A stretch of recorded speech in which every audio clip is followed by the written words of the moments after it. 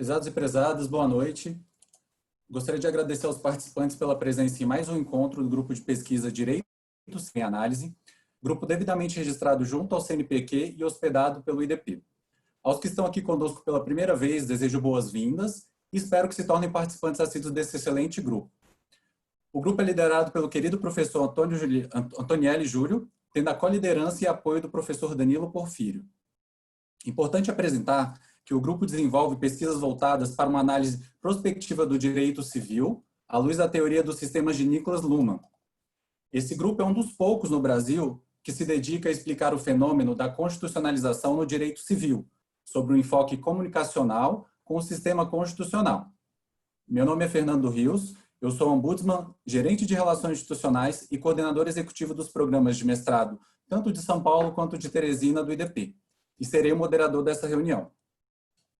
Antes de apresentar os nossos palestrantes e o tema que será debatido hoje, eu queria brevemente agradecer aos meus amigos e professores, Danilo e Antonielli, pelo convite, por essa moderação. Realmente estou bem lisonjeado, é bem importante. Eu estou bastante emocionado com esse momento e agradeço pelo convite.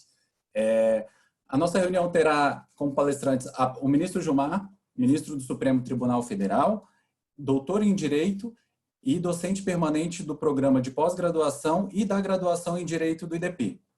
Contaremos também com a presença da excelente e querida professora Ana Frazão. Professora Ana Frazão, ela é doutora em Direito Comercial pela PUC São Paulo, ela é docente permanente do programa de pós-graduação em Direito e da graduação em Direito de Direito também da UNB, foi conselheira do CAD e ex-diretora da Faculdade de Direito da UNB. Teremos a participação do nosso querido professor Danilo Porfírio, doutor em Ciências Sociais, professor dos cursos de graduação e especialização do IDP e co-líder deste grupo. E também teremos a presença do professor Antonielli Júlio, mestre e doutorando em Direito, professor dos nossos cursos de graduação e especialização do IDP e líder deste grupo. O tema hoje a ser debatido será o regime jurídico emergencial e suas repercussões no direito civil constitucional. Os palestrantes tratarão desde o projeto de lei proposto em 30 de março pelo presidente interino do Senado, o senador Antônio Anastasia, inclusive professor do nosso mestrado em Administração Pública do IDP, assim como os reflexos da publicação da Lei 14.010, abordando a criação dessas regras transitórias e as aplicações, repercussões e a constitucionalização do direito civil no cenário atual que estamos. Informamos que iniciaremos as exposições dos palestrantes e depois abriremos para as perguntas. As perguntas são sempre bem-vindas e poderão ser feitas no chat ou no Q&A. Tá? Fiquem à disposição, as perguntas são sempre bem-vindas. E sem mais delongas, eu passo a palavra para a nossa querida professora Ana Frazão, para ela iniciar o nosso grupo hoje. Muito obrigado. Obrigada a você, Fernando. Começo aqui te cumprimentando especialmente, cumprimentando também os professores Antonielli e Danilo, agradecendo muito pelo convite, uma grande honra estar aqui, cumprimentando também todos aqueles que nos ouvem. E, desde já, gostaria de passar para o exame do nosso tema de hoje, que é o regime provisório que foi pensado diante dessa pandemia, que abarca várias questões do direito privado, mas até diante do tempo eu gostaria de me concentrar nesse momento na questão dos contratos, porque de fato logo que a pandemia se coloca, a primeira grande questão que realmente se apresentou aí sobre o direito civil de uma forma muito intensa foi essa repercussão sobre os contratos. Estávamos diante de um evento imprevisível, se não pela existência dele em si, certamente pelas consequências. Então, por mais que alguns já tivessem previsto a possibilidade de uma pandemia, é fato que dificilmente se imaginou uma pandemia nessa extensão, que pudesse trazer tantos impactos. E logo que surge, então, essa primeira leva de discussões, uma das coisas que me preocupou muito foi a de que, diante da pandemia, nós estaríamos num cenário que justificaria uma flexibilização de praticamente todos os contratos. E é muito interessante, já que estamos falando aqui de direito civil constitucional, que alguns cuidados precisam ser pensados diante de discussões como essa. Ao meu ver, é equivocada aquela ideia de que o direito civil constitucional é um direito que vai flexibilizar excessivamente, indiscriminadamente, uma série de institutos de direito civil. E daí também essa ideia de que na busca de um equilíbrio perfeito, uma justiça perfeita, a gente pudesse utilizar essa metodologia para justificar toda uma flexibilização. E isso é particularmente importante porque a gente não pode esquecer que os contratos, principalmente os contratos que nós chamamos de troca ou intercâmbio, aqueles em que os interesses das partes são contrapostos, eles têm uma função econômica importantíssima, que é a de segurança e a de previsibilidade. E se isso é importante até num cenário de normalidade, com maior razão isso é importante num cenário de pandemia. Porque se esses contratos começam a ser descumpridos ou flexibilizados, isso gera um efeito em cadeia que só agrava o problema de uma crise como essa. Então, uma primeira ideia que eu percebi muito claramente logo que a pandemia se colocou e que me preocupou muito desde já, foi a de que ela poderia ser considerada uma espécie de desculpa ou justificativa, seja para descumprimentos de todos os contratos ou moratórias, ou mesmo para uma intervenção excessiva do judiciário, até porque pensem, se todos os contratos impactados pela pandemia tiverem que ser submetidos ao judiciário, certamente a gente vai ter um colapso também do poder judiciário, que não terá condições de dar conta de tantas e tantas discussões. Se essa foi uma primeira preocupação, logo eu comecei a ter uma outra preocupação, que foi a decorrente do PL 1179. Ou seja, esse PL procurava dar uma resposta para vários dos problemas que surgiram no direito privado, não só no direito privado, a gente viu que ele cobria também outras áreas, como o direito concorrencial, mas aqui havia um foco realmente muito grande no direito privado. E essa questão em si já me preocupava por si só. E por quê? Porque eu acho que nós temos que tomar um certo cuidado com uma ideia que é muito reiterada aqui no Brasil, de que a gente resolve todos os problemas com mais lei. Quando, na verdade, a gente já tem uma experiência de que nem sempre a gente resolve os problemas com a lei, que muitas vezes a gente subestima os efeitos adversos de novas legislações, as controvérsias interpretativas, os custos de transação que são inerentes a toda mudança de legislação. Se isso já acontece, repito, numa situação de normalidade, com maior razão numa situação de crise, porque nós teremos que aprovar novas leis com um tempo extremamente curto, em um contexto de afogadilho, sem muitas vezes termos tempo para as devidas reflexões, para as análises de impacto e tantas outras questões que são importantes. E não vou nem falar aqui sobre a tese, né, da professora Naomi Klein, quando ela nos chama a atenção para a doutrina do choque e como crises são sempre janelas de oportunidade para que, por meio de inovações legislativas, uma série de interesses não legítimos, interesses restritivos do ponto de vista democrático, acabem encontrando um jeito para serem consolidados, porque sempre a crise ela abre um pouco essa ideia, soluções excepcionais para tempos excepcionais e, portanto, a legislação de crise ela precisa ser vista com muito cuidado. E vejam, apesar de todos esses problemas, no fim das contas, me parece que no Brasil a gente ainda ficou no pior dos mundos, porque tivemos uma legislação de crise que, além de tudo, foi sancionada agora, no dia 10 de junho, praticamente 3 meses depois que começaram os primeiros problemas decorrentes da pandemia. Então, de certa forma, uma legislação que acabou não sendo, do ponto de vista do timing, suficiente para resolver vários problemas que já acontecem conosco aí, pelo menos desde o dia 17 de março ou 20 de março, que é exatamente o marco temporal dessa legislação. E o que me preocupou, então, nesse projeto de lei, especialmente em relação aos contratos?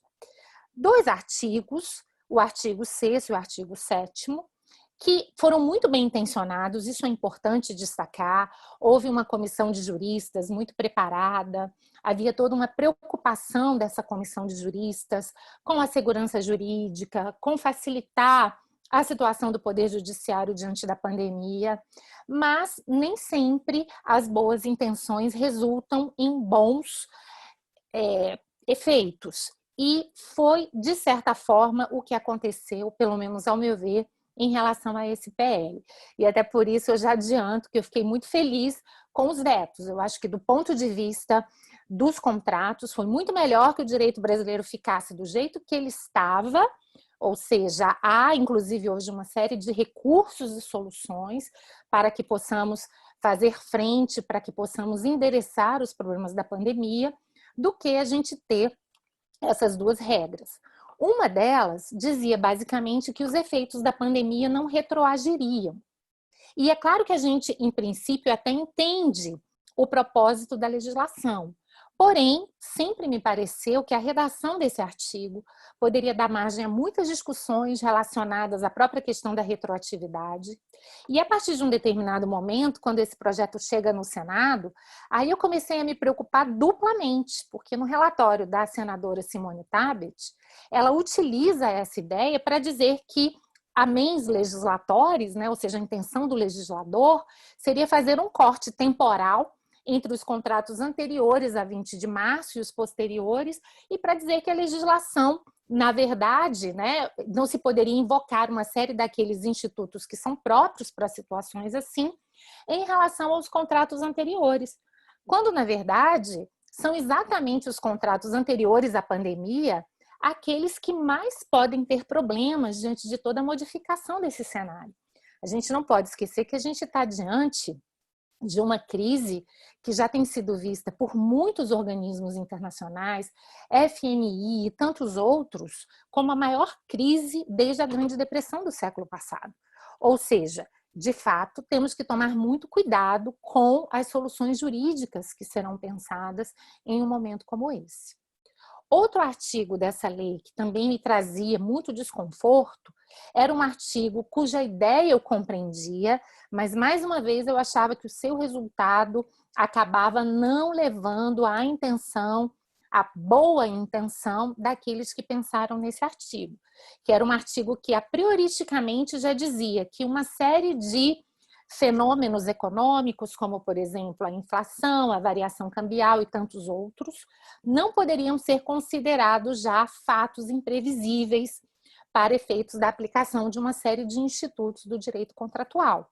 E claro que eles faziam isso diante de uma jurisprudência consolidada dos tribunais, formada em crises anteriores, então, portanto, não foi um critério aleatório.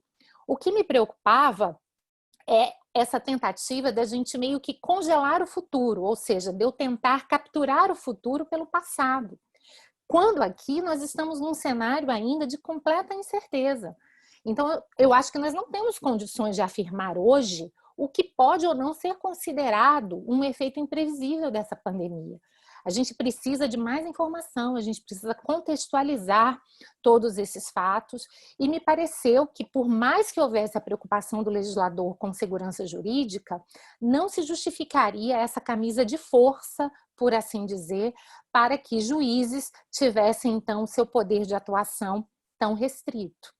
Então, via isso com uma certa preocupação. Havia até alguns outros artigos que eu considerava adequados, um dizendo que a gente não deve aplicar o Código de Defesa do Consumidor às relações empresariais, um artigo, a meu ver, corretíssimo, mas até diante de uma jurisprudência que muitas vezes insiste em aplicar o Código de Defesa do Consumidor a relações empresariais, mas eu acho que, no fim das contas, foi bom que esses artigos tenham sido vetados, até porque o direito brasileiro, ele tem sim soluções para resolver a maior parte dos casos decorrentes dos problemas causados pela pandemia no âmbito dos contratos. É claro que quando eu digo isso, também é importante ficarmos atentos para o fato de que soluções que exijam nesse contexto uma excessiva flexibilização são sempre muito preocupantes.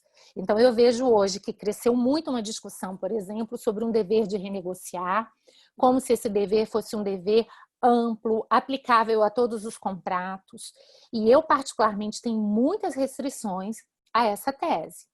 Da mesma forma, eu reconheço que o nosso Código Civil tem vários instrumentos para lidar com esses problemas, mas, como tudo na vida, nem sempre essas soluções vão resolver bem todos os problemas. É aquela velha história do one size fits all. A gente sabe que esse é um desafio das normas jurídicas, mas que nem sempre vai funcionar num cenário de normalidade, e num cenário de crise é mais complicado ainda que funcione.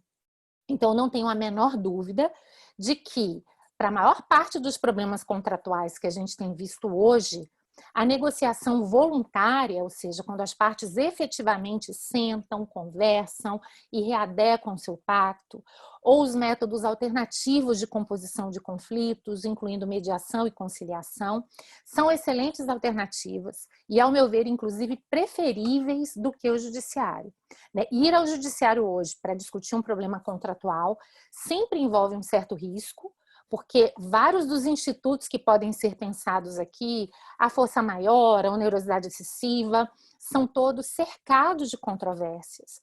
E a gente tem visto também uma tendência, ao meu ver, muito preocupante do judiciário de, em circunstâncias assim, adotar a chamada solução salomônica.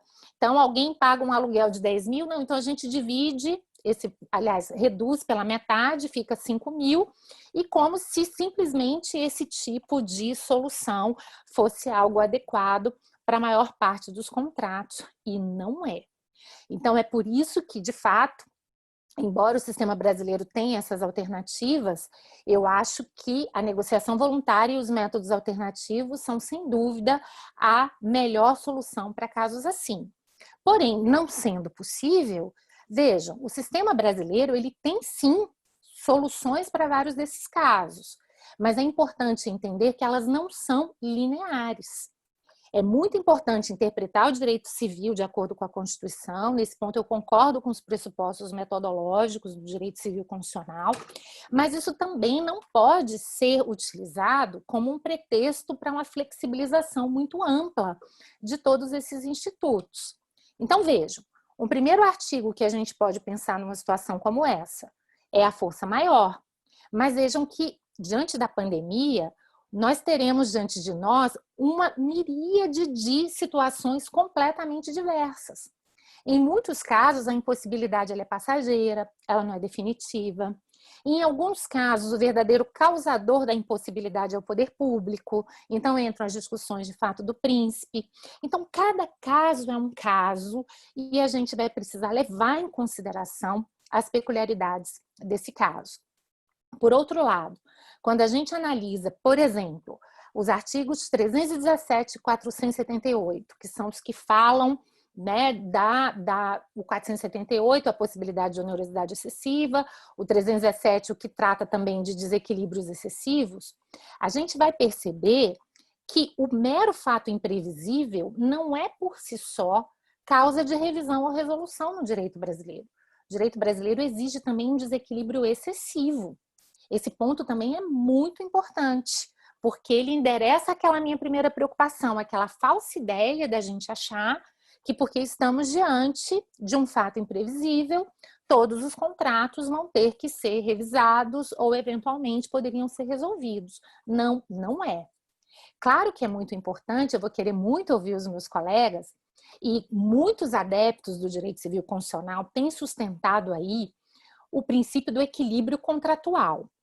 E eu também tenho muitas reservas a esse princípio, queria adiantar isso desde já, especialmente em contratos paritários. É diferente se estamos no âmbito de contratos de consumo, contratos com uma parte vulnerável, aí eu acho que essa discussão ela é extremamente relevante.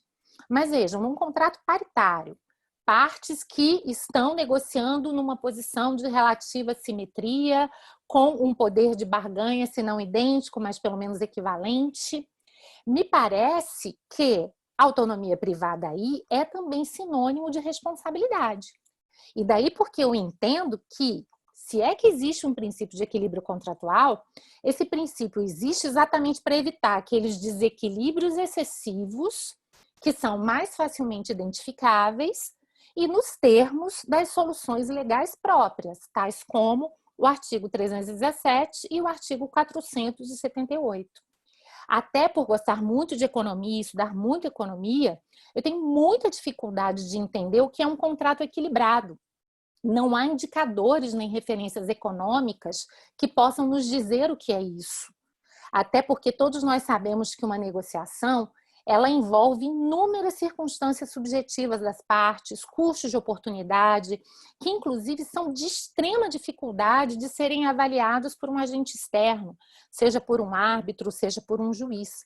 Então, o que eu quero dizer é que os indicadores jurídicos e econômicos que nós temos mal conseguem muitas vezes nos permitir identificar o que é um contrato manifestamente desequilibrado. Mas, pelo menos nesse âmbito, a gente consegue trafegar com uma certa segurança. Pretender usar um princípio como esse, para dizer, então, que agora temos que encontrar um equilíbrio perfeito entre contratos paritários, ou que a pandemia seria uma justificativa, ou mesmo um pretexto para chegarmos a isso, me parece que é um grande exagero e pode causar uma série de resultados muito disfuncionais. Já caminhando, então, para a conclusão, só queria fazer um último reparo. Eu acho que a Lei de Liberdade Econômica ela é interessante nesse aspecto, ao introduzir aqui algumas discussões sobre a alha que as partes fixaram no momento da contratação, o que fica muito claro tanto no artigo 113, 5º, como também no 421A2, quando ele diz que a alocação de riscos definida pelas partes deve ser respeitada e observada.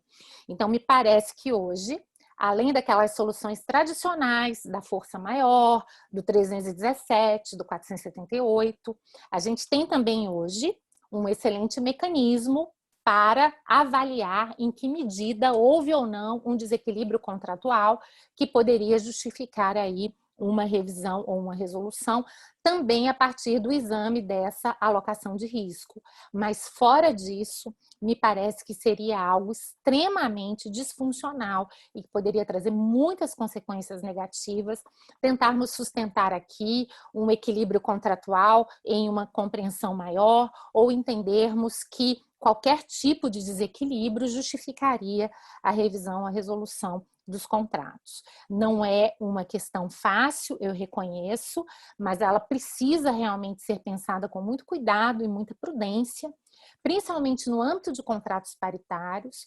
principalmente no âmbito de contratos empresariais, em que os agentes econômicos são ao mesmo tempo credores e devedores, e a gente precisa entender esses contratos também numa perspectiva macro.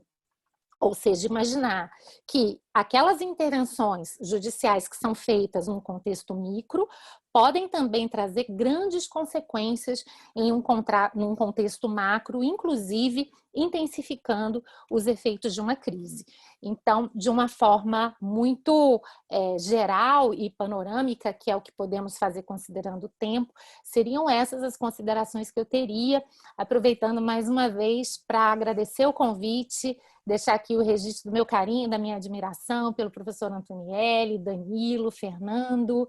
Estou vendo aqui o Vitor, meu querido orientando, entrando também. E, obviamente, me colocando à disposição para perguntas e dúvidas. Um grande prazer estar com vocês aqui. Muito obrigada pela oportunidade. Professora, foi uma enorme satisfação ouvi-la. As considerações abordadas foram excelentes e esclarecedoras. Agradeço novamente pela participação, pelas belas palavras, e sem mais delongas já passo a palavra para o professor Danilo para ele iniciar a exposição dele.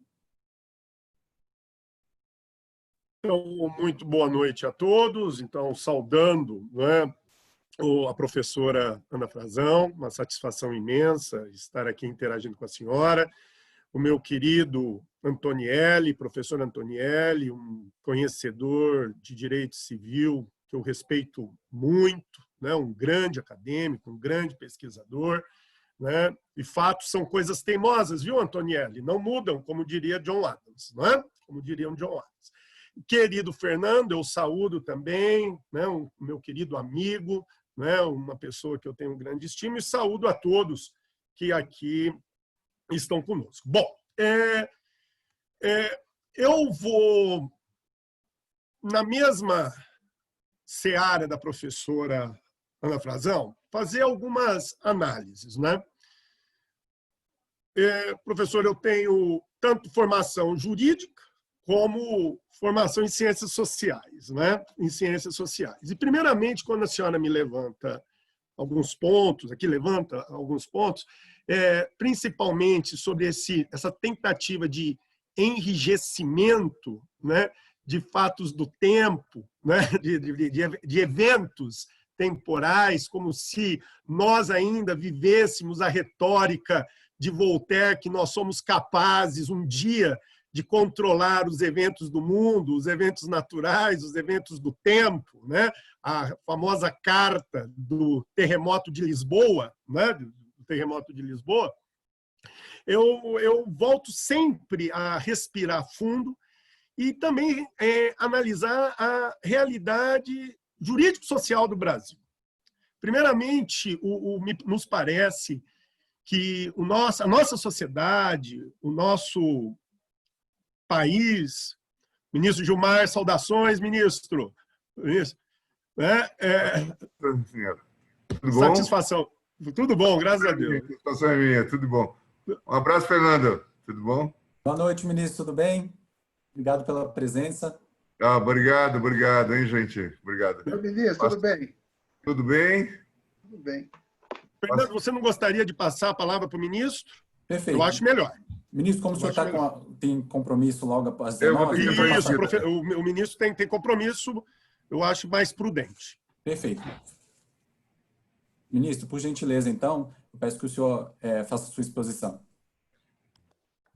Boa tarde a todos, boa tarde, Danilo, boa tarde, Ana, boa tarde, Antoniello, boa tarde, Fernando, boa tarde a todos. Quero dizer da alegria de participar desse grupo, da Direito Civil e Constitucional, e estou certo que nós estamos produzindo estudos bastante importantes, dando sequência a reflexões muito sérias a propósito dessa temática, né? É um dos marcos da Constituição de 88, esse diálogo com o direito privado, especialmente com o direito civil, e temos aí já uma marcada, muito importante jurisprudência a propósito dessa temática, e temos também a discussão relevantíssima que se desenvolve aqui de maneira especial sobre a eficácia privada dos direitos fundamentais, né, que precisa ser trabalhada e agora ganha novas versões, como, por exemplo, com a questão do habeas data. Recentemente eu ainda lembrava desta previsão no texto constitucional de assegurar o habeas data também em relação às chamadas entidades de caráter público, que na verdade são entidades privadas que acumulam um banco de dados. Portanto, aqui há um trabalho muito importante. Também a questão do direito de família, né, Ana, que tem uma projeção muito importante, muito grande, a própria reconceptualização da ideia de direito de família e a questão das várias relações que se desenvolvem, que tem vindo para o plenário, inclusive, do Supremo Tribunal Federal. Em suma, são muitos os aspectos que precisam ser discutidos e tematizados, tendo como pano de fundo a própria Constituição, de modo que eu formulo votos de que prossigam nessa senda e que deem à luz trabalhos relevantes para as nossas discussões. O professor Peter Hebeli sempre diz que a doutrina tem um papel importantíssimo no alargamento da interpretação constitucional. Quer dizer, é preciso que ela problematize, né, e traga novas abordagens e dê fundamento para isso, e acho que nós estamos fazendo esse trabalho já a partir também de um código civil mais moderno, que também trabalha com os conceitos jurídicos indeterminados, e isto é um espaço muito interessante para essa vertente de interpretação constitucional. Eu quero agradecer a oportunidade, desejar sucesso ao trabalho que os senhores desenvolvem. Ministro, sem palavras para agradecer a presença do senhor no grupo. Não só eu, como o professor Antonielli, professor Danilo, professor Ana Frazão, a gente fica muito feliz com a sua presença, sua participação aqui no grupo. Sei dos compromissos do senhor, logo pela manhã estava vendo o senhor logo cedo na CNN ao vivo, nos encontramos também em outros eventos durante o dia, então tem toda a sua agenda, então eu queria agradecer, logicamente, a sua presença. Vou passar a palavra ao professor Danilo para fazer os agradecimentos também, que eu sei que o senhor tem agenda complicada e tem outro compromisso, e já passo para o professor Danilo. Obrigado. Eu estou tentando correr maratona em ritmo de 100 metros.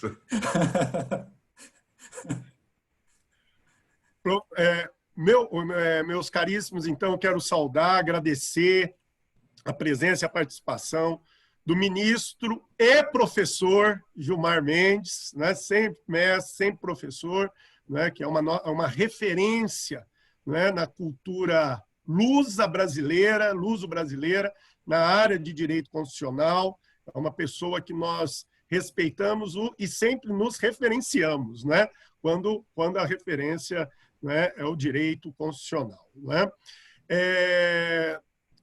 E aí, gostaria, então, de continuar, professores, a desenvolver o que eu estava falando. Primeiramente, numa perspectiva sociológica, meus amigos Antonielli, professor Ana Frazão, ministro Gilmar, caro Fernando, que o Brasil, a sociedade brasileira, professor Ana Frazão, me parece que ainda tem uma dificuldade de lidar com uma palavra-chave no direito privado, que é a autonomia.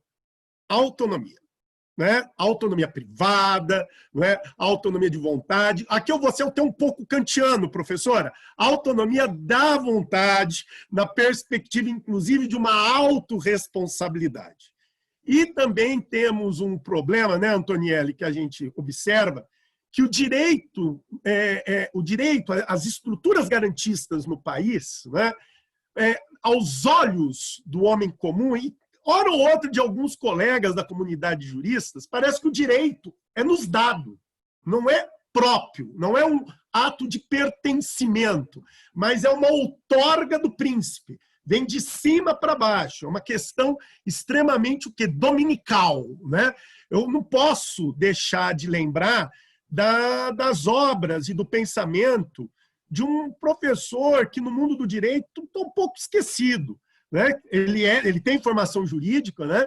Mas ele também é um grande cientista social, que é o Raimundo Faoro, né? O Raimundo Faoro, ele aqui, para nós, professora Ana Frazão, é uma referência, né? No sentido de entender que a gente vive ainda uma estrutura jurídica que entende que o direito é algo dado e esperamos da autoridade a determinação daquilo, Fernando, que nos é de todos, é nosso, não é propriamente nosso.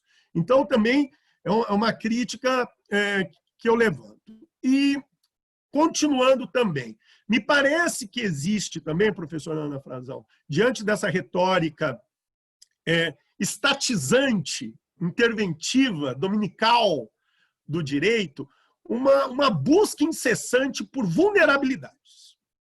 Todos querem se sentir vulneráveis. Há uma retórica de valorização de vulnerabilidade. E isso que nós temos o quê? E, por sinal, né, professora, a senhora pode até me achar radical, mas tem horas que eu paro para pensar se o Brasil realmente entendeu o que é modernidade. Porque me parece que o sentido de emancipação, de autonomia, ainda não nos é compreendido ainda. Não nos é compreendido. Isso é um ponto que eu levanto sempre. Sobre a questão, professora, eu também concordo em verbo e número. A solução não está em produção de lei. Eu também gosto de um outro jurista e um outro pensador de ciências sociais, o Oliveira Viana, né?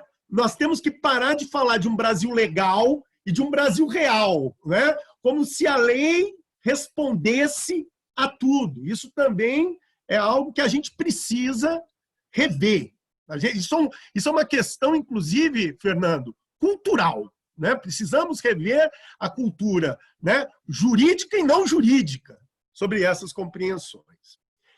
Professora, eu também corroboro, hoje eu estava até discutindo isso com o professor Antonielli. Né? Claro que o novo paradigma de direito de família, de direito contratual, desde o final do século XIX, aqui eu vou relembrar, Antonielli, do Leon de Guy. Leon de Guy, lá francês. Claro que o direito reconhece e irá reconhecer de forma extensiva a ideia de função social, né? Função social da propriedade. Nós temos que entender que o direito, inclusive eu como professor de direito de família também, eu também tenho essas dúvidas do que dessa onipotência e a onipresença de um direito enquanto norma nas relações familiares, porque o tripé original do direito está fundado em faticidade, volição e, querendo ou não querendo, patrimonialidade. E os negócios jurídicos estão aí o quê? Para serem fontes de circulação de recursos, de bens patrimoniais. E por que eu estou falando isso? Porque, obviamente, é inexorável que o sentido de função social da propriedade no século XX se estenda propriamente para o ato volitivo, para o exercício negocial, professora Ana Frazão, quando nós falamos de função social do contrato. Só que a função social do contrato não se sujeita a uma lei hipotética do tudo pode, só não pode perguntar se pode. A função social está comprometida com o quê? O negócio jurídico é um instrumento de satisfação interpartes, mas é um instrumento também o quê? De um exercício, como a senhora, como estudiosa de economia, um exercício de fluxo de riquezas, aonde todos aqui serão atendidos. E quando eu falo todos, Fernando, eu estou falando de ambas as partes. Qualquer um que seja o quê? Vitimado por uma interpretação equivocada, Antonielli, da função social, poderá alegar que o quê? Que o ato é contrário à própria função social. Porque eu não posso gerar ruína, prejuízo para uma das partes em detrimento da outra, inclusive sobre a retórica o quê? De vulnerabilidade. Também concordo, professora Frazão, que o direito civil por si só, ele nos dá mecanismos de resposta à nossa realidade. E entendendo claramente, isso que Antoniela, a gente estava conversando hoje, não é? Que quando nós vamos falar da aplicação da resolução por onerosidade excessiva, e aqui eu vou corroborar com a professora Ana Frazão também, eu tenho que encontrar elementos concretos. Que elementos concretos são esses? Primeiro, a imprevisibilidade, na perspectiva da superveniência. Quando eu falo superveniência, eu não tenho condições, no exercício da minha autonomia, de controlar uma situação, de controlar um fato. Eu sou surpreendido. Ele é o quê? Incontrolável. Muitas vezes o quê? Não calculado. O que se diferencia, Fernando, do conceito de aleatoriedade. A sorte. Então, o contrato aleatório, a constituição de um contrato aleatório, Antonielli, é uma constituição calculada. O exercício da vontade aqui prevê dimensões de variantes, de sortilégios, e não propriamente, Antonielli, uma superveniência imprevisível. Então, eu estou vendo também, professora Ana Frazão, uma confusão imensa, né, de institutos entre alea e imprevisão, imprevisibilidade e aleatoriedade. Inclusive, digo, Antonielli, que há de se falar o quê? De resolução ou o quê? Ou de revisão contratual em contratos empresariais por imprevisibilidade. desde que eu encontre superveniência, uma exposição vulnerável das partes e, obviamente, o quê? Uma dilapidação, desequilíbrio patrimonial excessivo entre ambas as partes. Um desequilíbrio, professor Ana Frazão, substancial. Não dá para o quê? Considerar apenas um ou outro elemento. Todos aqui devem ser considerados como forma o quê? De revisão, não é? De resolução total e assim por diante.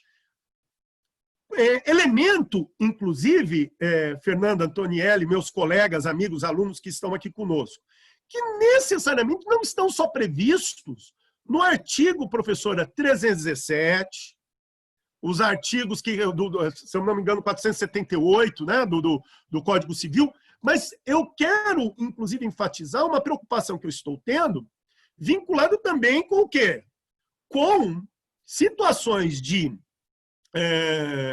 exposição, de vulnerabilidade econômica, materialmente dizendo,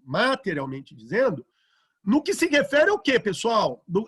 A disposição onerosa de bens, principalmente no meio o quê, professora? No meio comercial. Estamos vendo que realmente existem empresas, existem pessoas naturais, que em função da situação de superveniência estão passando por condições, por necessidade, né? Por um risco de ruína ou de empobrecimento excessivo. Tem contas a pagar, tem compromissos a honrar, tem reputação a manter, inclusive no mundo comercial. E numa situação dessa, senhores, eles estão sendo compelidos a dispor de patrimônio, Antonielli, a dispor de patrimônio sobre um valor econômico irrazoável, desproporcional. Aqui eu estou falando, professora, não é o quê? Desproporcional 10, 20, 30%, 50%, 60%, ou seja, eu estou o quê? Simplesmente o quê? Caminhando para o processo de ruína. Então nós vamos aplicar o quê? Mas isso é para tempo futuro. Não é tempo futuro. A questão da lesão, da invalidação, professora Ana Frazão, pelo vício de consentimento fundado na lesão. Ou seja, há de se falar futuramente do quê? Da possibilidade, Antonielli, de anulabilidade ou de equiparação posterior quantitativa, como prima o artigo 157, quando nós falamos o quê? Dessa situação. Porque, professora, lamento, aqui eu não estou exercendo o quê? Claramente a minha autonomia. Eu estou numa situação de vício de consentimento. Então, nós temos que considerar aqui o quê? O elemento da aleatoriedade. Concordo com a professora também, Antonielli, na perspectiva do quê? Volto a insistir, da mitigação do discurso da função social. A função social, ela tem que entender que as partes devem o quê? Estar numa situação de proporcionalidade, a ponto que de não haver o quê? Um prejuízo entre as partes, ou seja, eu tenho que garantir a devida circulação de riquezas. Então eu tenho que pensar que, da mesma forma que eu tenho que proteger a parte considerada exposta, eu não posso expor a outra em função dessa alegação. E para finalizar, Fernando, que eu gostaria também de ouvir o professor Antonielli.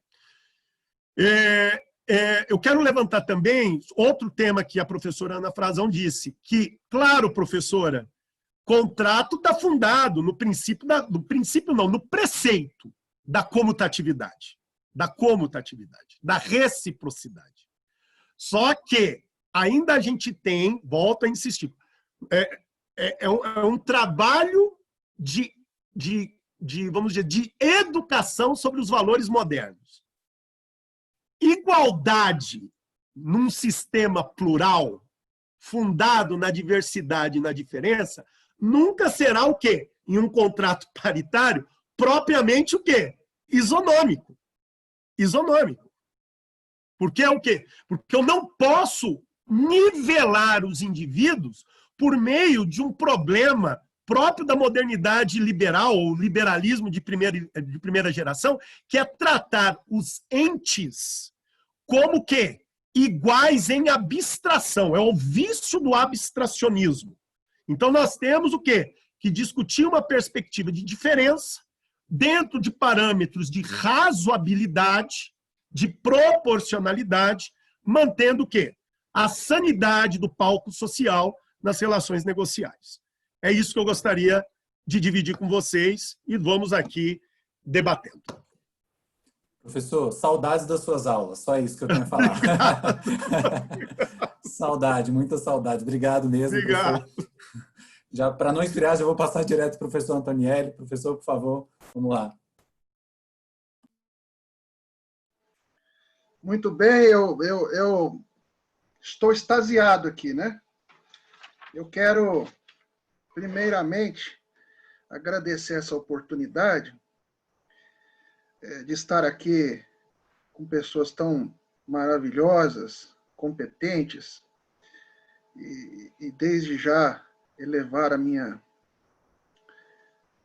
saudação à professora Ana Frazão, uma pessoa que eu tive a oportunidade de conhecer como professora, mas também tive a oportunidade de observar como uma alma delicada, sensível e diferente de tudo aquilo que eu já havia conhecido.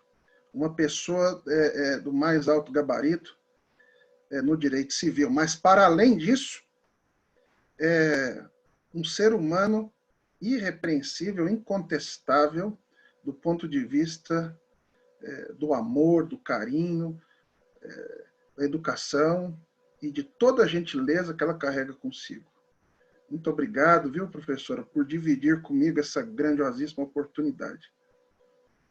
Também quero agradecer ao Danilo, meu irmão, que pavimentou o caminho para mim, não é? Facilitando as coisas, já que eu não precisarei falar quase nada mais. Obrigado. E quero também elevar aqui os meus agradecimentos ao Fernando. Fernando, é muito importante ter você conosco. Você traz para nós a alegria, o dinamismo e o ânimo para exercer o trabalho da melhor forma possível. Sem as suas mãos, esse evento ele não aconteceria. E com a sua presença, ele ganha um brilho muito maior. Não é? Tive a oportunidade de conhecer a Régia também, que está ali nos observando em oculto, né? Mas é uma pessoinha também maravilhosa, e eu deixo para ela também o meu forte abraço.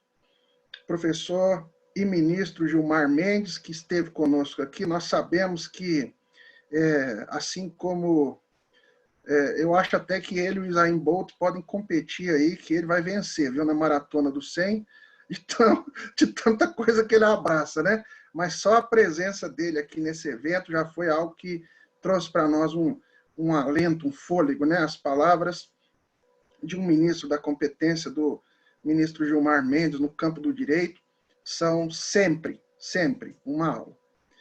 Bom, eu quero dizer em primeiro plano que eu pactuo com as palavras da professora Ana Frazão, principalmente com as preocupações que ela trouxe a respeito do condicionamento contratual nesse período da pandemia. Claro, ela elevou aqui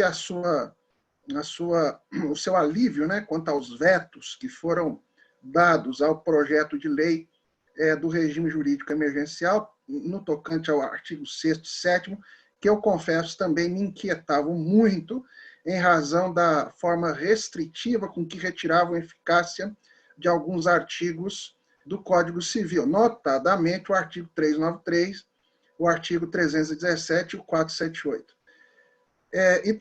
E também compactuo aqui, claro, das profundas problematizações que o querido Danilo trouxe também a respeito dessa conturbação contratual que nós vamos viver dentro desse período pandêmico e pós-pandêmico, se é que essa é uma expressão que eu posso utilizar, né? Eu faço isso com a esperança de que isso passe logo, e que vão nos mostrar uma nova realidade. Eu acho que houve o descortinamento de uma realidade que, no campo teórico, sempre esteve aberta a intensos debates e discursos teoréticos no campo das revisões contratuais, da aplicação da teoria da imprevisão, sem, é claro, nos mostrar com certeza os limites normativos ou objetivos, não é, dessas revisões. E agora, diante desse contexto que nos foi colocado, muito a contragosto, né, com toda essas resultantes tão tristes que temos vivido, não só no campo econômico, mas também no campo social, com essas inúmeras mortes, né, e com a ciência na luta para conseguir um resultado positivo de uma vacina ou tratamento, o fato é que as repercussões jurídicas vieram como uma locomotiva de muitos vagões, desenfreada, e isso nos colocou em xeque, todos nós que estudamos o direito civil. E, claro, quando eu vejo a professora Ana Frazão dizer que o dever de renegociação sequer pode ser considerado como um dever, e eu concordo com isso, mesmo porque não há sequer norma quanto a isso, quando eu vejo a professora Ana Frazão colocar de forma brilhante aqui, né, os extensos limites ou horizontes de aplicação das teorias revisionais, de modo que elas não seriam a panaceia de todos os males, eu também me curvo diante disso.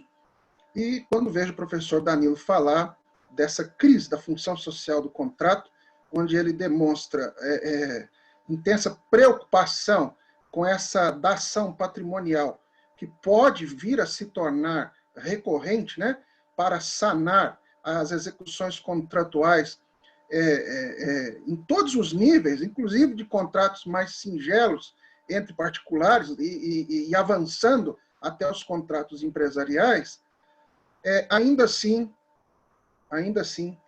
eu sou movido a trazer algumas considerações que, longe de serem provocações e longe de serem contraposições, são elementos que nós conseguimos levantar no grupo de pesquisa, e isso eu devo à grande coragem dos nossos alunos pesquisadores, muitos deles estão aqui nos assistindo nesse momento, e eu, na verdade, sou um porta-voz de todos, portanto, eu não falo por mim, eu falo pelos meus meninos, pelos meus pupilos, como diz o professor Danilo, os nossos pupilos, professor Danilo, que tiveram a coragem de enfrentar essa densa teoria social, que é a teoria dos sistemas, e, mais ainda, a coragem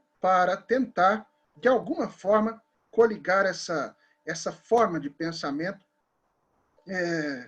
no campo do direito civil constitucional. Então, o que eu vou trazer aqui são problematizações, claro, que visam apenas agregar ao discurso alguns elementos, muitos deles conclusões analíticas prévias daquilo que temos levantado nas pesquisas que temos realizado. Então, a propósito disto, eu gostaria de dizer o seguinte quanto a essa amplitude que o direito civil constitucional alcançou de algumas décadas para cá dentro do direito civil. E essa amplitude deveu-se muito a uma interessante, né, constatação de muitos pensadores do direito civil, há exemplo aqui de professores como Gustavo Tepedino, né, o professor Fachin, né, e tantos outros, o professor Paulo Lobo e tantos outros, que levantaram uma questão dentro do campo hermenêutico. Então, é claro que trabalhando nessa vetorização quase verticalizada de interpretar o direito civil à luz da Constituição, nós somos pouco agraciados com resultados concretizáveis. Isso é fato. Quer dizer, nós somos muito mais levados a conceitos indeterminados, e eu pude ver o ministro Gilmar trazer, na sua breve fala, né, uma questão muito importante, que foi a da possibilidade, né, de trabalharmos conceitos indeterminados do direito civil à luz da Constituição, mas eu tenho que dizer, e aqui, claro, contrariando toda uma corrente de pensamento, toda uma corrente de pesquisadores, que essas considerações hierárquicas a respeito da aplicação da norma civil à luz da Constituição como mera resultante da hermenêutica me parece pouco, e mais ainda, não consegue trazer a lume determinadas elementares, fundantes e valorativas que estão coligadas dentro dos dois sistemas e que são capazes de, numa interação, atingir até mesmo o nível de princípios. E isso nós só tivemos condição de observar, e essa, claro, é uma observação muito peculiar do estudo da teoria dos sistemas, a partir do momento em que passamos a compreender o heterorreferenciamento e passamos a observar como as trocas acontecem entre dois sistemas internos do sistema jurídico. Então, professora Ana Frazão, eu não sei se isso serve de alento para a senhora, mas em nossas pesquisas nós temos nos dedicado a nos afastarmos dessa ideia interpretativa do direito civil à luz da Constituição, para trabalhar com uma ideia mais horizontalizada e heterárquica de uma formação de pontes de transição entre dois sistemas internos. Claro, passamos por um período nebuloso para compreendermos se seria possível estabelecer para direito civil e direito constitucional o conceito de sistemas internos ao sistema de direito. E isso nos trouxe outra preocupação, né? A de criação de códigos linguísticos capazes de dimensionar a linguagem desses sistemas internos. Então, a par dessas preocupações, acredito que a nossa pesquisa avançou no sentido de conseguirmos estabelecer conceitualmente o direito civil e o constitucional como sistemas internos ao sistema jurídico, e com linguagens próprias que garantem a eles a internalização de determinados valores trocados intensamente entre si, e que, uma vez internalizados sob a forma de expectativas congruentes, podem sim ser aplicados objetivamente, mas não no sentido de norma, mas objetivamente no direito civil. E baseados nessas premissas que eu estou colocando aqui, é que nós tivemos, então, a sensatez, é claro, de não retirar o papel de supremacia da Constituição como norma maior, mas, por outro lado, tivemos, e vou colocar dessa forma, né, a total,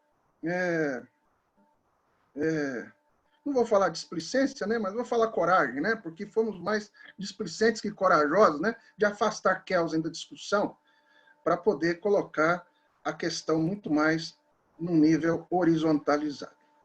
Muito bem. Trazendo isso, então, para o campo dos contratos, que é a proposta inicial da professora Ana Frazão, em sua brilhante fala, acredito que nós tenhamos chegado a algumas constatações interessantes, né? A primeira delas é que as perturbações pelas quais passa o contrato no campo patrimonial, para longe, né, de serem um campo aberto, elas devem encontrar, no contexto constitucional, determinados paradigmas que precisam ser internalizados na linguagem civil como partes integrantes da própria análise das teorias revisionistas do contrato. E quando nós trazemos isso sob a luz da teoria dos sistemas, nós trazemos, então, à baila a colocação de uma ideia de repersonalização da pessoa humana dentro do contrato. Isso me parece, assim, que, enquanto o Brasil vê como um horizonte indeterminado, onde a dignidade da pessoa humana, como um valor republicano e outros conceitos constitucionais são meramente indeterminados, né, vagam numa nuvem sem ter um assento próprio, na análise da teoria social de Luhmann, podemos ver esses processos como os processos de estabilização. Então, a Constituição Federal funciona como um catalisador, claro, das perspectivas do sistema social, trazendo para dentro do sistema jurídico elementos que, apesar de, na nossa teoria constitucional, terem caráter programático, são, no direito civil, concretizáveis como elementos elevados ao grau de deveres. Então, o dever de respeito à pessoa humana, ele ganha toda uma conotação a priorística na análise contratual da revisão. Então, eu me lembro, professora, de ver no debate da senhora com a professora Judite, a professora Judite dizer assim, não, mas quando falamos em revisão no direito civil, vemos que não há normas estritas, né, ou que não sejam conducentes de como fazer essa revisão. E quando tratamos do Código de Defesa do Consumidor, então isso fica mais aberto ainda, porque há uma revisão tão ampla em matéria consumerista que não se sabe exatamente que atributos jurídicos devem ser implementados para que essa revisão ocorra, de modo que não se sabe que critérios devem ser adotados. Pois bem, não, de forma alguma, divergindo dela, e muito menos da senhora, que concordou com as palavras dela, eu venho dizer que, em nossas pesquisas, trouxemos à luz justamente o contrário. Quer dizer, baseado numa análise verticalizada da aplicação normativa, é claro, esbarramos sempre na indeterminação de conceitos como a dignidade, etc., o que torna a sua aplicação muito distante do concreto.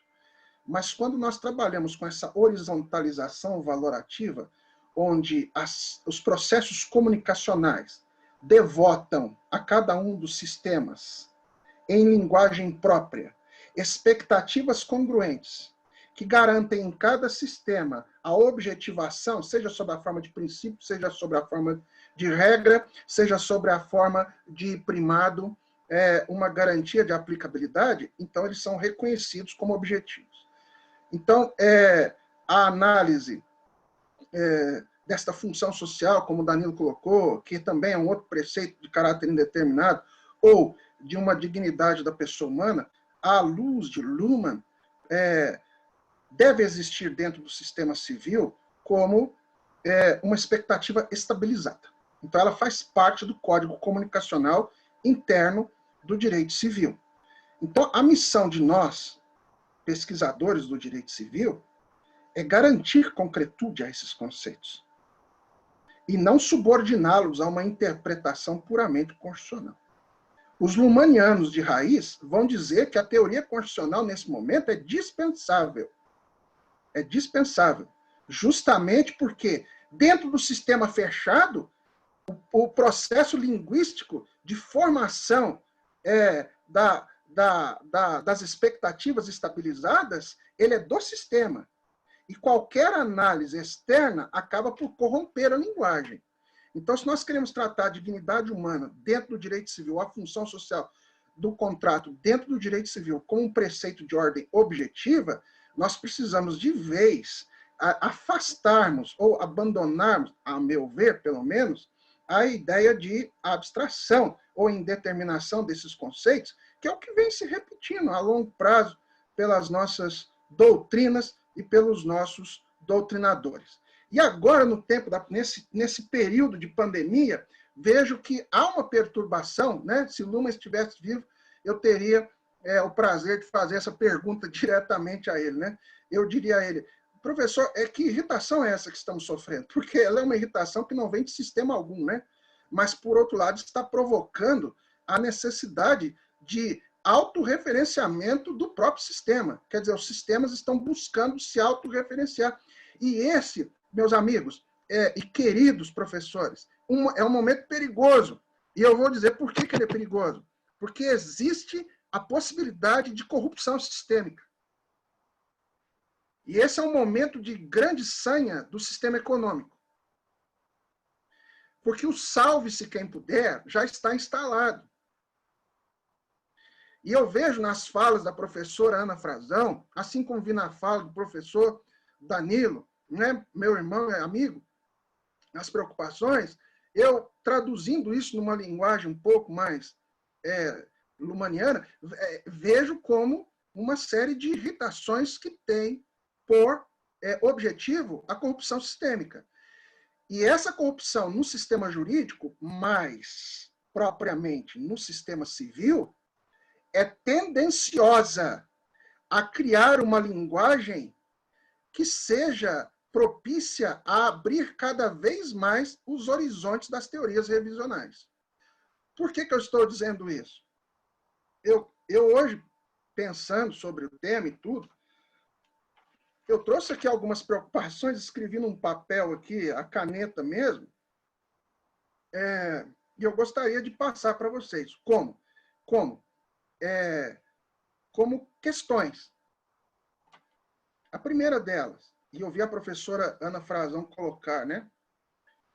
O veto aos artigos 6º e 7º, a professora viu com grande alívio, porque eles acabaram devolvendo, né, a situação ao seu status quo ante, qual seja, da aplicação das estruturas, das soluções que nós temos no direito civil para os problemas revisionais, sem colocar um marco temporal e sem limitar o alcance e eficácia de determinadas normas, como é o caso do artigo 393, do 317 e do 478. No entanto, eu comecei a pensar. Eu vi a razão do veto, e a razão do veto foi curta e grossa. Eles disseram, trata-se apenas de vetar isso porque nós já temos estruturas para isso. Mas será que neste momento tão peculiar, que nós não esperávamos viver com tanta intensidade, não perdemos a chance de, finalmente, criar estruturas capazes de determinar o alcance das teorias revisionais? Não é? Foi algo que trouxe uma perturbação. Vejam, porque o discurso ele tem que seguir uma lógica de coerência, né? Se nós temos uma estrutura aberta, de conceitos abertos, alguns deles indeterminados, nas teorias revisionistas, é porque estamos, notadamente, sob o palio da subjetividade pretoriana. Por isso é que nós temos grande dificuldade em mover ações revisionais e ter o êxito esperado, né? Porque é como eu não me lembro agora quem foi que falou, né? Mas é como foi a professora Ana. A professora Ana disse assim, não, eu posso tentar revisar um contrato de aluguel de 10 mil e o juiz entender, não, eu vou cortar isso pela metade porque é uma solução salomônica e eu acho que isso é justo, não é? Nem tanto ao céu, nem tanto à terra. Quer dizer, o locatário paga metade e o locador deixa de ganhar metade até que alguma coisa melhor venha. E isso, na verdade, eu senti na fala da professora, é uma preocupação com aquilo que nós vivenciamos. Eu movo ações de revisão e sou surpreendido com sentenças e decisões que não têm o menor apego a nenhum tipo de baliza, seja ela econômica, seja ela jurídica, que não o próprio subjetivismo do juiz, não é? E por mais que você tente argumentar com ele questões lógicas e até econômicas, né, baseadas no mainstream que temos vivenciado, não só no período da pandemia, mas num contexto geral, e podemos ver isso, por exemplo, com as constantes reduções de juros no país, o juiz disse, não, mas eu entendo assim. Quer dizer, esse eu entendo assim é mais problemático do que haver uma baliza. E, então, essa foi uma primeira preocupação que eu vi nessa questão da revogação do artigo 6º e 7º. Será que não houve aqui uma perda irreparável, né, da chance de se criar, pelo menos diretrizes, né, e aqui eu insisto, né, ligadas a preceitos de natureza constitucional, como a proibição do abuso do poder econômico da lucratividade, que está ali no artigo 173, né, garantindo, portanto, uma maior segurança jurídica, né? Isso foi a primeira coisa. Uma outra coisa também que eu pude ver nas minhas lucubrações, né, aquelas perturbações anteriores à pandemia, não é? Questões econômicas, vícios de consentimento como a lesão, eles poderiam ser afastados da necessária análise revisional a fim de se evitar abusos agora na pandemia. Quer dizer, esse é um risco ao qual nós estamos submetidos. Porque a ausência de balizas, ela pode levar também muitos julgadores, principalmente cidade pequena. Eu estou numa cidade pequena, eu sei como o juiz daqui pensa, né? Não pode levar alguns julgadores a entender o seguinte, olha, esse é o momento em que a segurança jurídica do contrato está lastreada pela pacta sunt servanda. Então, se não é uma questão ligada à Covid, eu sou tendencioso a manter o contrato como está, até ver o que vai acontecer no futuro. Não é? Até ver o que vai acontecer no futuro. Deixando, portanto, de analisar questões laterais da relação contratual, principalmente em contratos paritários, justamente por essa total ausência, né, de visão do horizonte de eventos que vem se agigantando com o avanço da pandemia. Uma outra questão que se tornou assim latente em minha mente, né, a teoria do inadimplemento, ela deve ser mitigada? E isso aqui é uma contraposição à minha preocupação anterior. Porque se a teoria do inadimplemento ela é mantida dentro dos limites, como do adimplemento substancial e outros, adult mitigated loss, tudo bem, nós temos parâmetros que conhecemos, não é? Temos parâmetros que conhecemos. Mas diante da ausência dessas balizas, né, seria conveniente, do ponto de vista da conveniência jurídica, da razoabilidade jurídica, temos a preocupação com a mitigação da teoria do inadimplemento, ou seja, o que nós temos visto acontecer no cotidiano, né? Suspensão de pagamentos de contratos continuados, não é? E eu vi essa preocupação ser muito debatida pela professora Ana Frazão em algumas oportunidades, quanto à negociação como uma solução ideal. É claro, a negociação é uma solução ideal para qualquer situação. Mas, quando uma das partes não quer negociar, o que nós temos é a substituição de seus interesses pela prestação jurisdicional. Então, veja bem, eu vi um ministro do STJ falar de sua grande preocupação como um possível colapso, não é, do sistema judicial, se as pessoas começarem a juízo para discutir filigranas contratuais. Porque isso agora é um portal aberto não só para abusos, mas também para situações que são justas do ponto de vista da equidade e cuja interferência judicial é necessária para que haja equilíbrio contratual, não é? Eu tenho várias questões aqui, mas eu vou falar uma última apenas, uma última, porque eu não quero me delongar muito na fala. Eu tenho cá comigo, e aí eu respeito a opinião contrária dos meus amigos queridos, que há uma incompatibilidade do conceito de excessividade onerosa ou lesão com os contratos empresariais. E esse é o campo de grandioso conhecimento da professora Ana Frazão, que é a maior empresarialista desse país hoje, com certeza absoluta.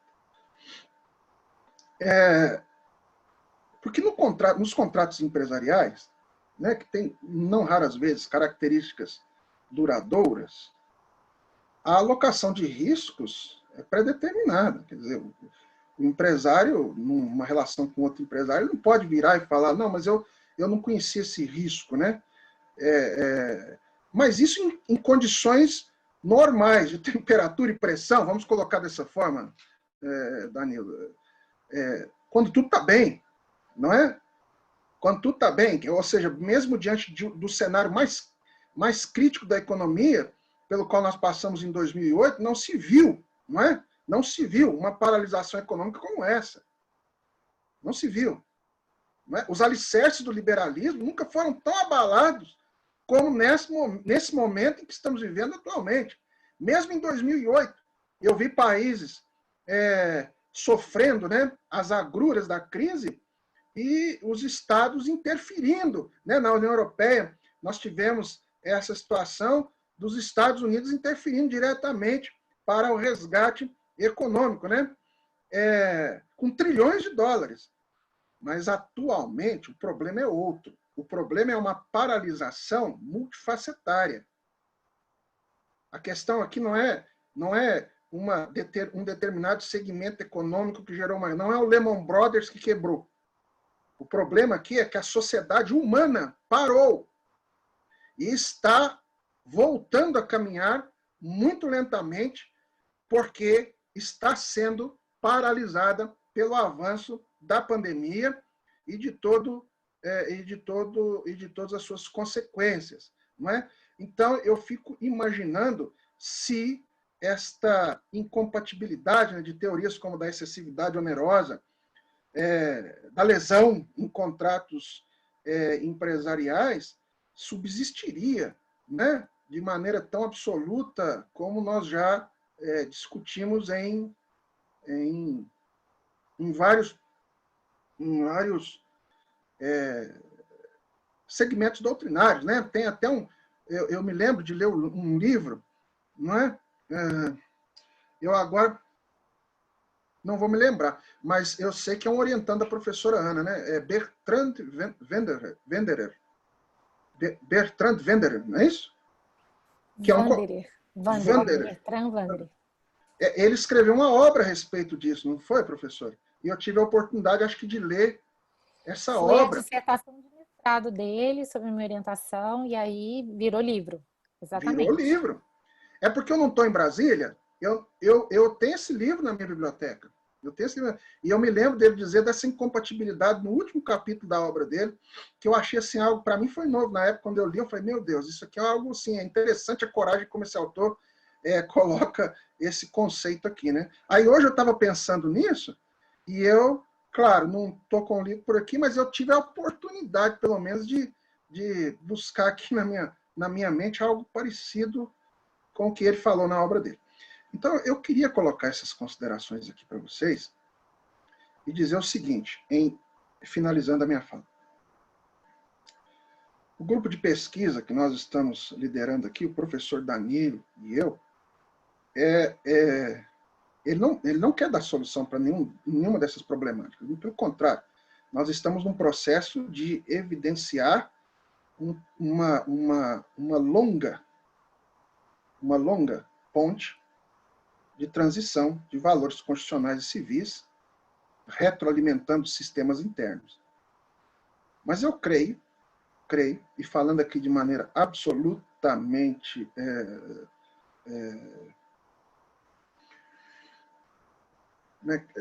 talvez a expressão que eu quero usar seja de afogadilho, né? Eu preciso dizer com as palavras corretas, de afogadilho, tem cá comigo que talvez tenhamos algumas ofertas a fazer ao pensamento civil quanto a esses problemas que foram levantados, que eu levantei aqui, né? Ou seja, nós podemos sim buscar num diálogo constante nessa Bifrost com o sistema constitucional elementos que concretizáveis como objetivos no sistema civil garantam essas balizas independentemente do legislador. Porque enquanto nós civilistas ficarmos nessa de eu preciso de um artigo que me diga o que fazer, nós vamos, com certeza, ficar vivenciando paradigmas alienígenas, né? Ou seja, esperando sempre que caia de alguma doutrina estrangeira, da escola fulana ou ciclana, a resposta, ou vamos acabar sempre vivenciando, né, conceitos vetustos do direito civil, vários deles são vetustos, que acabam não encontrando guarida no momento atual em que nós vivemos, de forma solipsista. Não é claro, são vários e tudo, né, função, mas de forma solipsista. E aí acabam caindo na vala comum de conceitos indeterminados. Bom, eu quero agradecer muito a oportunidade de falar aqui na presença de grandes catedráticos do direito, na presença de pessoas do mais alto nível do estudo do direito civil. Eu me sinto assim,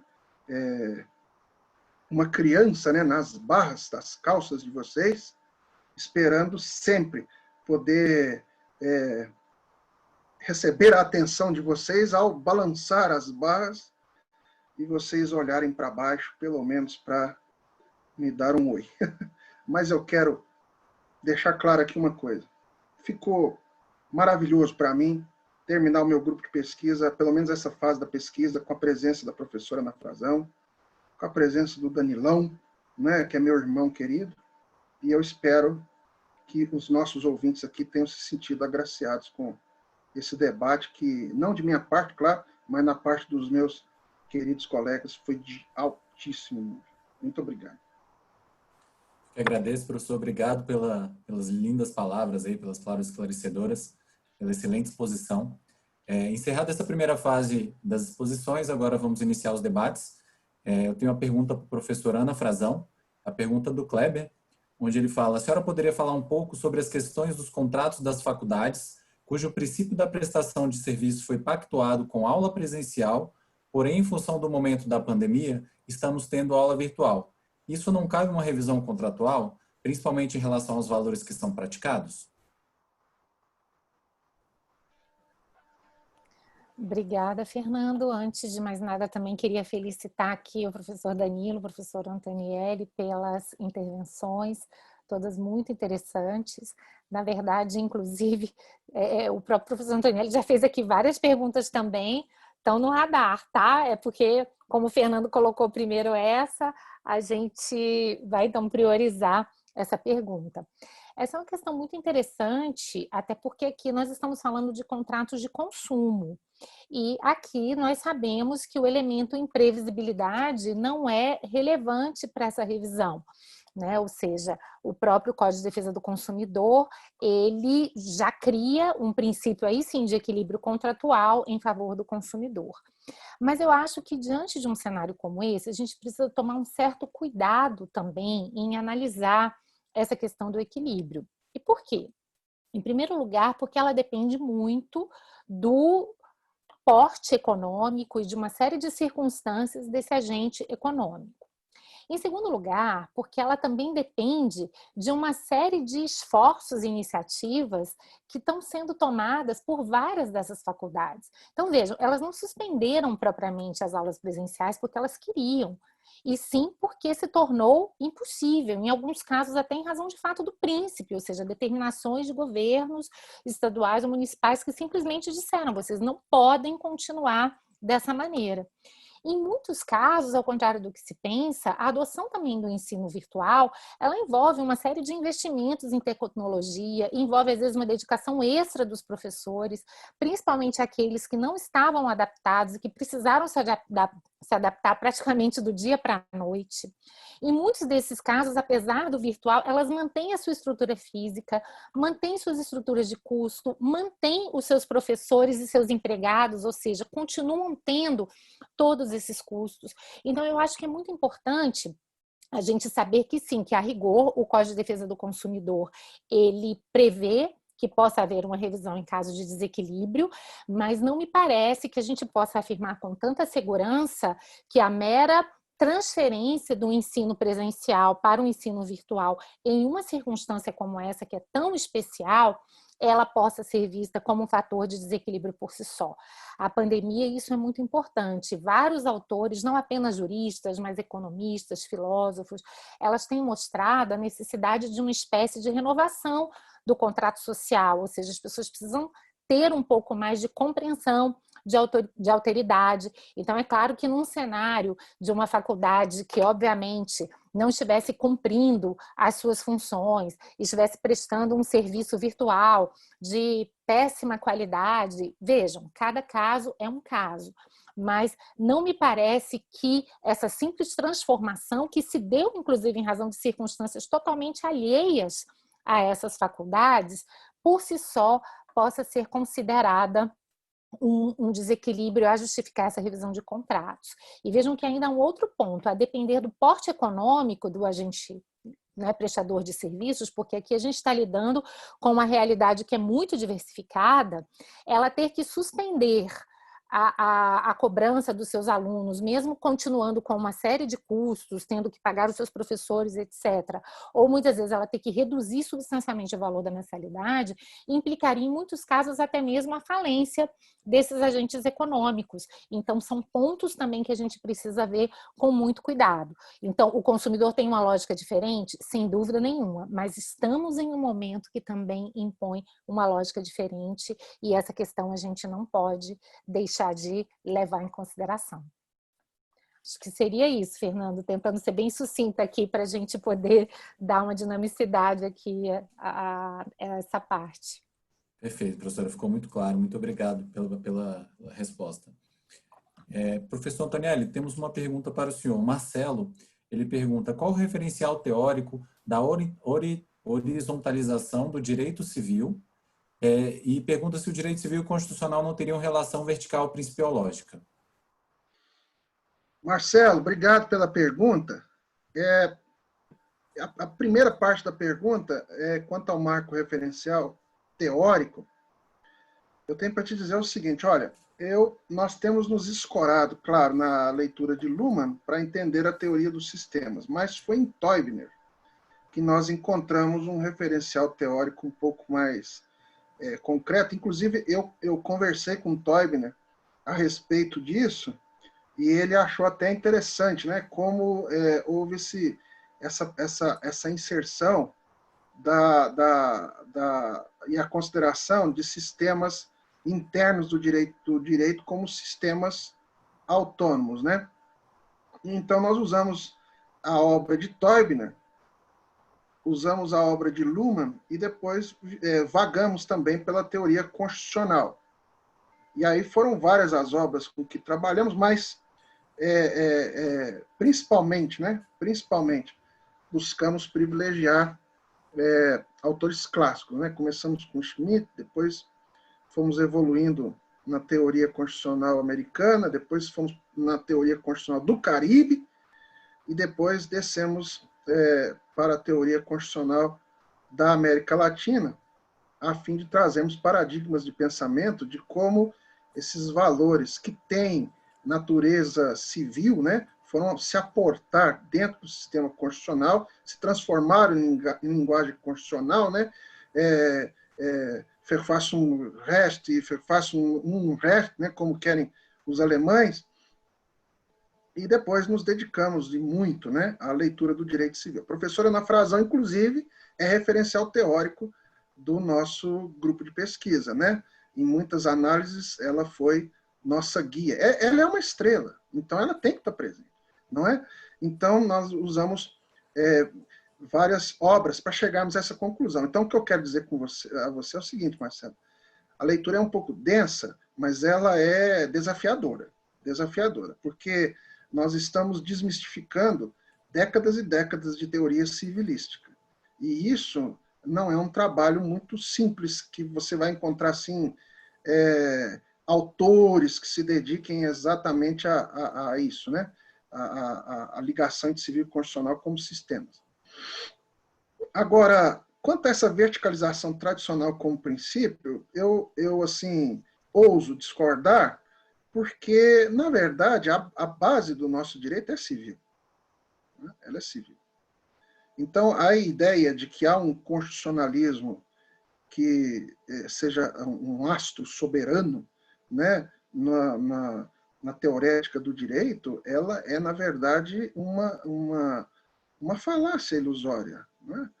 Sequer dependemos do constitucionalismo para as nossas análises sistêmicas a respeito das conversações do direito civil com o direito constitucional. Prescindimos, portanto, da teoria do constitucionalismo para isso, né? Agora, é claro que criou-se culturalmente a ideia de que se a Constituição é uma norma soberana, a Constituição exerce o papel de norma maior, então todos os outros, digamos assim, ramos do direito, se é que eu posso dizer isso, estariam submetidos ao ramo do direito constitucional. E uma coisa não tem nada a ver com a outra. Por quê? Porque quando tratamos de organização normativa, é claro, essa concordância da Constituição como uma norma fundante, não é, que vai se espraiar por todo o sistema jurídico de forma soberana, ela não guarda nenhum tipo de ligação com a ideia de comunicação sistêmica. Trata-se apenas de uma opção histórica, não é, que as comunidades ocidentais fizeram ao longo de vários séculos. E sou, assim, bem claro ao afirmar que a ideia de Constituição partiu de um contrato. Quer dizer, quando o João assina lá aquela carta franquia com a burguesia inglesa, em 1215, não é? O que nós temos ali é a assinatura de um termo contratual. Não é? Termo contratual. Contrato esse que foi guindado, historicamente, ao conceito de exemplo de primeira Constituição e tudo. Mas o fato é que Constituição, Marcelo, sobre uma de suas acepções, é ideologia. É ideologia. Não é? Sobre uma de suas acepções, ela é ideologia. Para além do aspecto normativo de Constituição, ela é, antes de tudo, ideologia. Não é? Mas nós não podemos esquecer jamais que a coluna mestra do direito como um todo é o direito civil, porque tudo parte de uma análise sociojurídica das convenções humanas, seja em torno do patrimônio, seja em torno de sua constituição como pessoa, seja em torno da família. Claro, isso é a base jurídica. Essa departamentalização que nós temos vivido no correr de décadas e décadas, que muitos atribuem ao positivismo, e etc., ela acaba perdendo um pouco o fôlego quando nós nos deparamos com esse entrelaçamento ideológico que acaba nos conduzindo a viver valores que têm natureza constitucional, não estão escritos na Constituição, mas que nós vivenciamos. Vivenciamos como se fossem normas, como se aquilo fosse uma lei maior que nos guia, não é? E um exemplo disso, assim, um exemplo assim, corriqueiro do dia a dia mesmo, é das uniões homoafetivas, né? Que foi uma conquista da sociedade brasileira, mas antes disso foi uma conquista mundial, não é? Dos países que adotaram a igualdade de gênero e a opção como liberdades da pessoa humana. Quer dizer, agregaram ao patrimônio civil de pessoa direitos de personalidade, que, uma vez transformados em valores constitucionais, ganham o caráter de norma constitucional. Aliás, esse é um grande exemplo dessa comunicação horizontal do direito civil com a Constituição, porque antes de nós falarmos em igualdade como valor constitucional, nós temos que falar de igualdade como um valor social. Portanto, o paradigma jurídico, na verdade, não é jurídico, é um paradigma do pensamento social. E antes até de se tornar um valor constitucional, é um valor civil, porque a pessoa, enquanto pessoa, dotada de personalidade jurídica, né, que no direito civil nós reduzimos apenas a esfera daquele sujeito de direitos do contrato, do matrimônio, etc., ela é um ser universal, hipercomplexo, não é? Que vive numa sociedade que, na modernidade, é hipercomplexa e muito estratificada. Então, esse indivíduo, ele quer agregar no seu pool de direitos de personalidade uma série de elementos que têm caráter ideológico num primeiro momento, mas que ele anseia que se tornem elementos de caráter jurídico. Ou seja, para os graduandos que estão na sala, né, que se torne um fato jurídico capaz de gerar repercussões jurídicas, ou seja, normativas. E isso, na verdade, é o direito civil e o constitucional dialogando em cima dessa Bifrost, ou Bifrost, como queiram, né? Essa ponte de transição que determina uma troca intensa entre valores. É claro, os constitucionalistas que estão me ouvindo vão dizer, isso é loucura, né? Porque o constitucional é o constitucional, não é? Vão dizer isso. Mas o fato é que esses diálogos intensos estão ocorrendo nesse momento. Inclusive, agora, eu estou começando a leitura, né? Chegou para mim aqui, tempo de pandemia, você lê, né? Eu estou fazendo a leitura agora da última obra de Teubner sobre a Constituição Global, o constitucionalismo global, né? Essa obra, ele fala de fragmentos constitucionais e vai tratar justamente da teoria das redes, né? É uma boa obra, Marcelo. Se você quiser ter acesso, chegou para mim esses dias, eu comecei a ler agora. Que trata justamente sobre esse constitucionalismo social na globalização, o que vai servir para mim apenas como combustível para a demonstração dessa intensa comunicação entre os dois sistemas. Então, eu espero assim, que nós tenhamos, no futuro, uma ideia um pouco menos retrógrada, de verticalização entre direito civil e constitucional, colocando o direito civil apenas como uma norma subalterna. Eu tive essa mesma preocupação quando iniciei a pesquisa. Aliás, eu tive que enfrentar isso com os meus alunos, um sentimento intrínseco de que o direito civil é o código normativo sob o qual nós estamos presos e que deve uma satisfação indiscutível, incomensurável ao constitucionalismo, não à Constituição, ao constitucionalismo. E, com o tempo, nós conseguimos derrubar isso por terra com o auxílio desse referencial teórico que eu fui citando para você aí. É um referencial teórico bem grande, né? Mas que tem nos dado, pelo menos, uma luz no que tange à formatação das premissas do nosso pensamento. Obrigado. Muito obrigado, professor.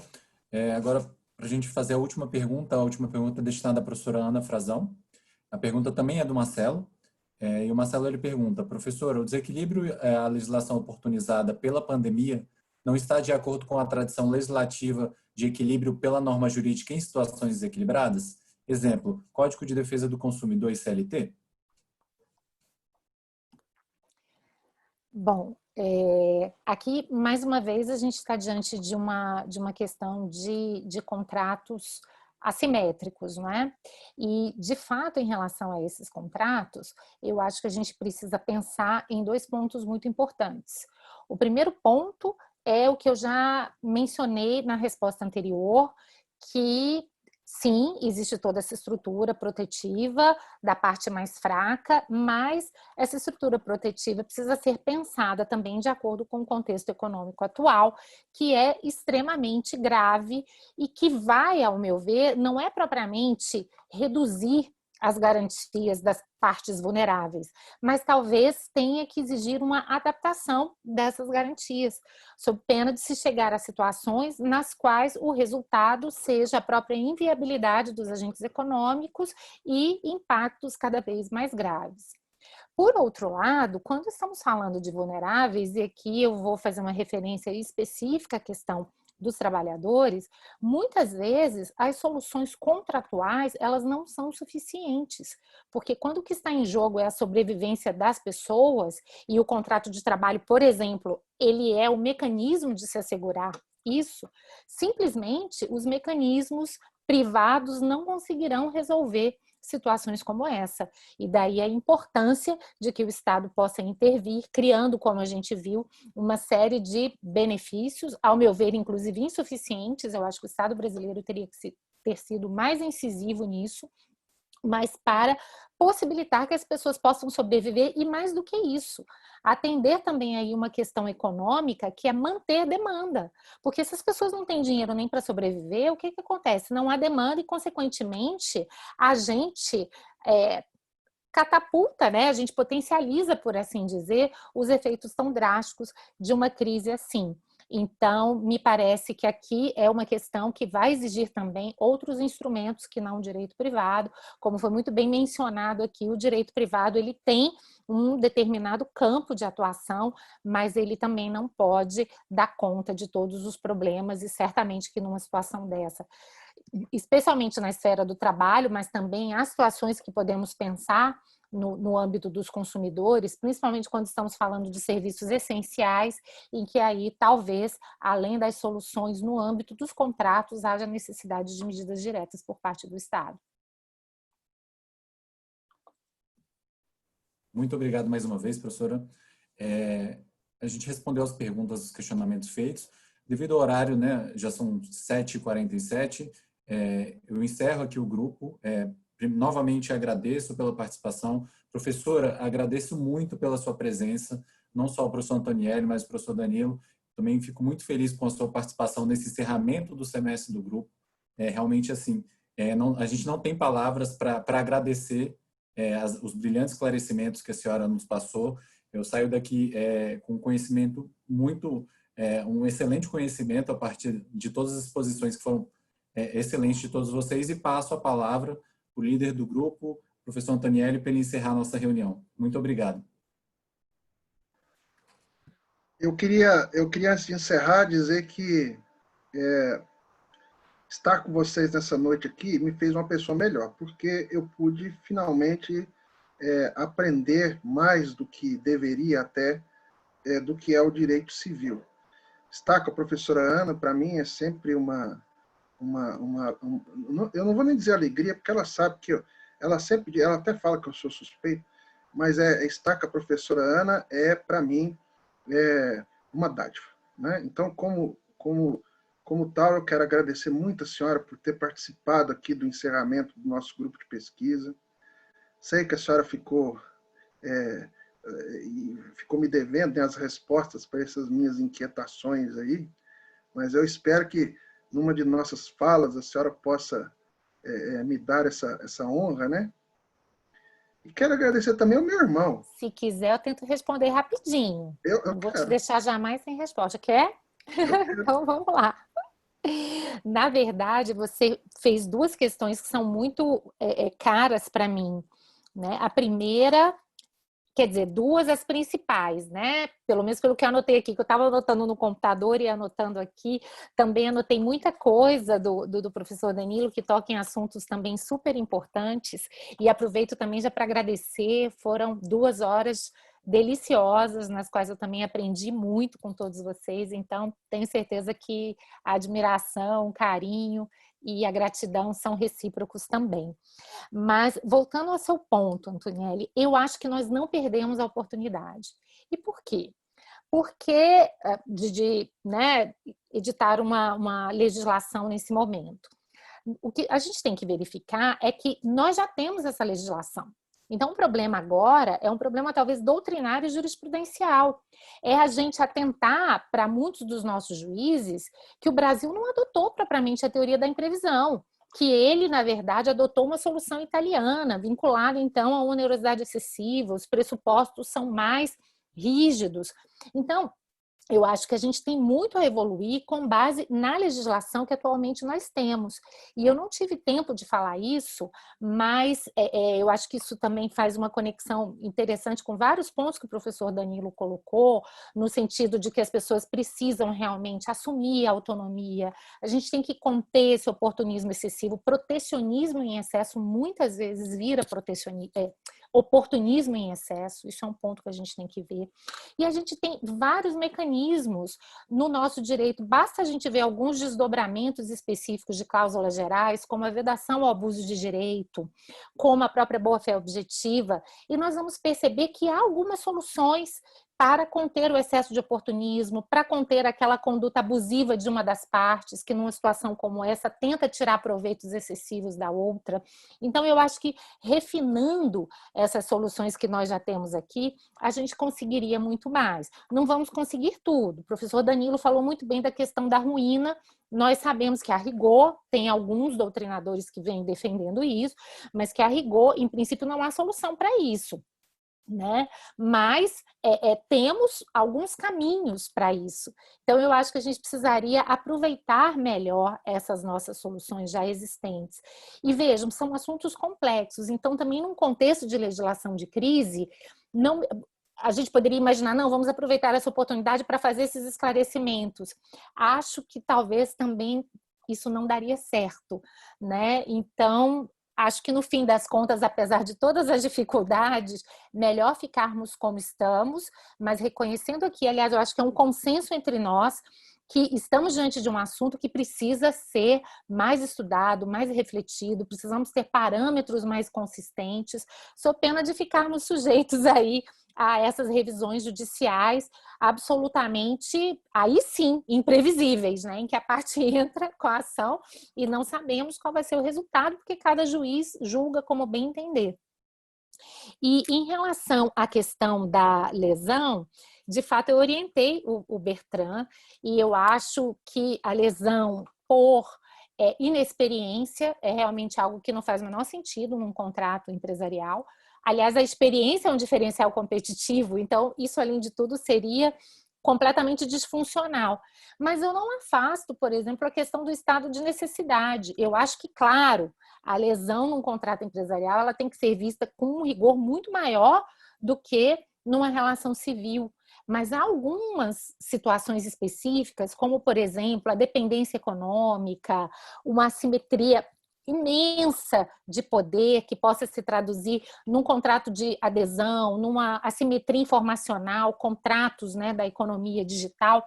Eu acho que a gente deveria deixar uma porta aberta, mas o que eu acho complicado é que essa porta seja larga e que, além de tudo, essa porta ela não leve em consideração as características, né, dos contratos empresariais, porque, de fato, aqui nós estamos numa situação em que o professor Antonielli coloca algo que é muito interessante, a alocação de riscos, isso é fundamental, mas essa alocação, ela jamais vai ser perfeita, e algumas discussões sobre onerosidade excessiva também surgirão. Aliás, vocês conhecem muito bem uma doutrina interessante, e eu concordo com ela, de que, a rigor, a gente poderia cogitar até, numa onerosidade excessiva, a depender do caso, mesmo em contratos aleatórios, quando a gente conseguir comprovar, né, que houve um desbalanceamento de um risco que jamais foi considerado pelas partes. A estrutura informacional também vai ser muito importante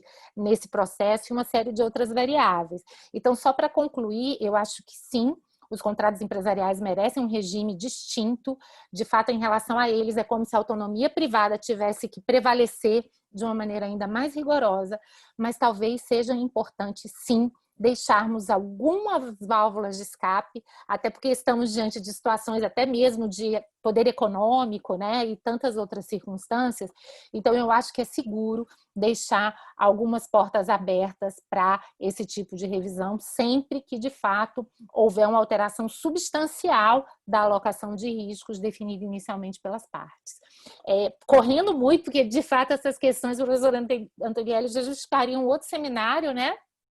Podem me chamar, já estou aceitando aqui antecipadamente, mas só para depois não ser acusada pelo professor Antonielli de tê-lo deixado na mão, de não ter respondido. Então, tentei correr aqui ao máximo, acho que corri mais do que o ministro Gilmar com todos os seus afazeres, mas pelo menos para não deixar essas perguntas sem resposta. E agradeço realmente imensamente pela oportunidade de estarmos juntos aqui. Muito obrigada.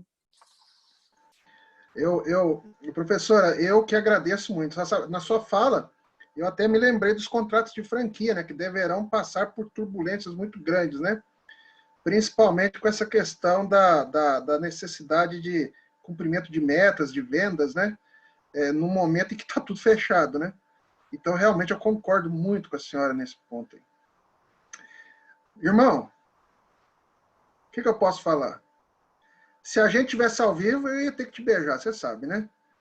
Porque você é o meu irmão, meu querido.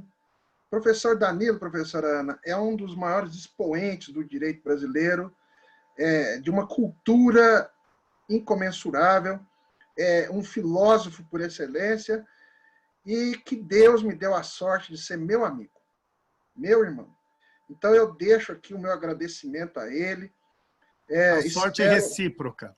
Não, mas eu fui o mais agraciado, eu te juro. Então, eu quero deixar para você aqui, Danilo, o meu abraço. O abraço que vai para você, vai de todos os alunos do grupo que te prezam muito, que têm um carinho enorme por você, a sua presença, a sua voz, a sua espiritualidade são, com certeza, né, o diferencial que nós precisávamos, né? Enquanto a professora Ana é a doçura em pessoa, você é o trovão em pessoa, não é? Ressoando. Voz de trovão. Voz de trovão. Muito obrigado, Danilo. E eu declaro encerrado aqui o nosso debate, que foi muito, muito profícuo. Muito obrigado. Você quer falar alguma coisa, Danilo? Não, eu só quero agradecer muito, agradecer o convite. Para mim foi uma honra conhecer a professora Ana Frazão, uma satisfação imensa, né? Rever o meu querido amigo Fernando, meu irmão Antonielli, e só lembrando, assim, rapidinho, nós temos que repensar novamente a Constituição como uma carta republicana, apenas uma carta política. E como você mesmo disse, Antonielli, contrato social, e aqui volto a puxar meu lado kantiano, é um contrato interpessoal infinito. Então passa pelo quê? Por rostos, por indivíduos. Isso é que é importante. E volto a insistir, Antonielli, parece que a vida é um ouroboros mesmo. Por quê? Por quê? Essa discussão sobre o quê? Essa autopoiese sistêmica, né?